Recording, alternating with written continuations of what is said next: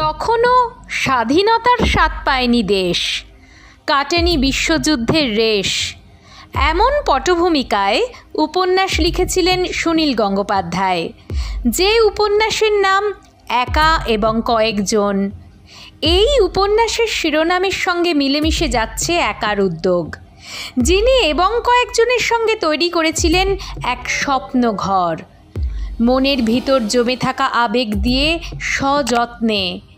সমাপতনের আরও এক আশ্চর্য মিসিং লিঙ্ক চাইলেই খুঁজে পাওয়া যাবে।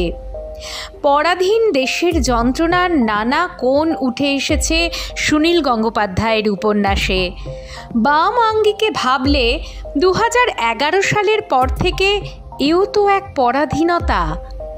দীর্ঘদিন পর আবার মনের ঘরে ফিরছেন তিনি, একা নন এবং কয়েকজনকে নিয়ে। কিছু স্বপ্ন গুছিয়ে রাখতে রাখতে কখন যে চার দেওয়াল, আসবাব, বইয়ের র্যাক, মনের মানুষরা চলে আসেন বোঝাই যায় না। 2011 সালে পথ চলা শুরু হয়েছিল।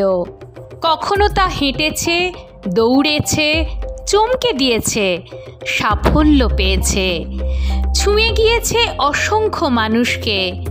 কখনো আবার থমকে গিয়েছে, হারিয়ে গিয়েছে। সেই এবং কয়েকজন আবার ফিরছেন। নেতৃত্বে বরাবরের মতো সৃজন ভট্টাচার্য, বাম যুবনেতা, আসলে কবি, প্রয়োজনে গায়ক, সুরকার এবং মনোমুগ্ধকর। তার স্কুল পড়ুয়া কলম জন্ম দিয়েছিল এসো হে বন্ধু, গানে গানে বলা যাক না, যে গান জনপ্রিয় হয়েছে আরাত্রিকা সিনহার গলায়। এমন কত কত মণিমুক্ত আড়ালে থেকে গিয়েছে, তার ইয়ত্তা নেই। সেসব আর রইবে না গোপনে। আবার উদ্যোগ নিয়েছেন সৃজন। মন ছুঁয়ে যাওয়া, রক্তচঞ্চল করে তোলা গণসঙ্গীত আবার আনতে চলেছেন তিনি, তবে একা নন, এবং কয়েকজনকে নিয়ে। সৃজন তার ফেসবুকে ঘোষণা করে দিয়েছেন, আবার ফিরছে সেই হারিয়ে যাওয়া ট্রেনের কামরা।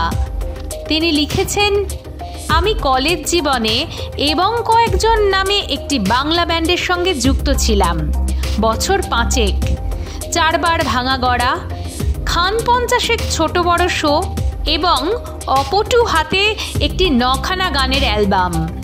এই ছিল আমাদের সিভি। তারপর যা হয়, হারালো সেই সোনালি দিন।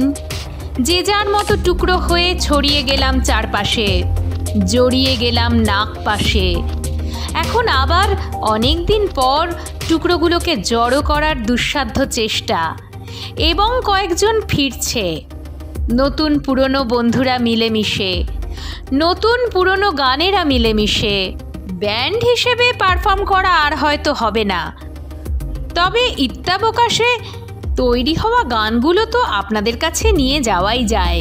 খুবই সামান্য মাইক্রো বারফটটাই আর অনেকখানি বুক দুরু দুরু নিয়ে হাজির হচ্ছি আবার, মৌলিক বাংলা গানের দল হয়ে। আপাতত কিছুদিন খানিক জ্বালাতন করি, তারপর না হয় পঞ্চমবারের জন্য দোকানের ঝাঁপ বন্ধ করে দেওয়া যাবে। ঝাঁপ বন্ধ তো করে ফেলাই যায়, বন্ধ ঝাঁপ খোলার সাহস কজন পায়? এখানেও যেন বামেদের সঙ্গে মিল খুঁজে পাওয়া যাচ্ছে। তিনি তো আদতে আপাদ মস্তক বাম। তাঁর রক্তপলাশ মন সাহস দেখাবে না হয় নাকি? কে বলতে পারে? এবং কয়েকজনের হাত ধরে বাংলাকে শিকল ভাঙার নতুন মন্ত্র শেখাবেন না সৃজন?